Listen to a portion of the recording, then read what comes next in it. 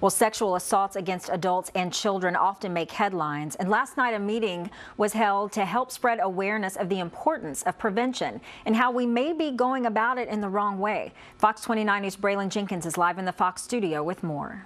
That's right, Heather. A group of community members who encourage healthy discussion hosted an important public meeting. Sexual violence has nothing to do with the way you look or who you are.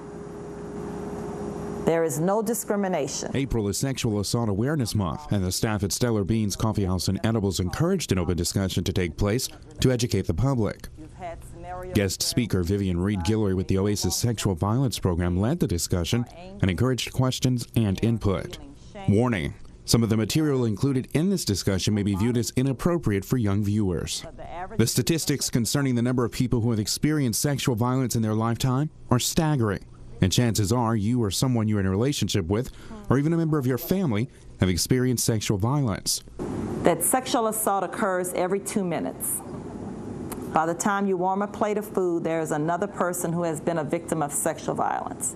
1 out of every 3 females before the age of 18 will be sexually assaulted in their lifetime. The child was trying to talk about the inappropriate behavior that was happening with Uncle Henry, but she was never taught the proper word of vagina because it's a bad word. It's a word we're not supposed to say.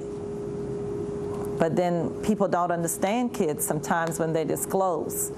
This clip says we live in a society that teaches don't get raped instead of don't rape.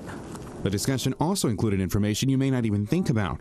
The messages our billboards and advertisements are sending out when their purpose is to sell products. The number of children trafficked, known as lot lizards, who solicit sex to truck drivers at truck stops. The children have quotas they must reach. Thankfully, programs involving truck drivers has been established to combat this injustice. A major point was making sure never to blame someone who has been sexually assaulted. Allow the person to explain what they need to say, and regardless of if you believe they were sexually assaulted or not, you should listen and encourage them to seek help. If you or someone you know and love have experienced sexual violence, you may contact Oasis. Braylon Jenkins for Fox 29 News. It should be known that males can also be victims of sexual assault, but few report the incidents. How do you go about starting a discussion? Tools like this napkin are being used to get the conversation started.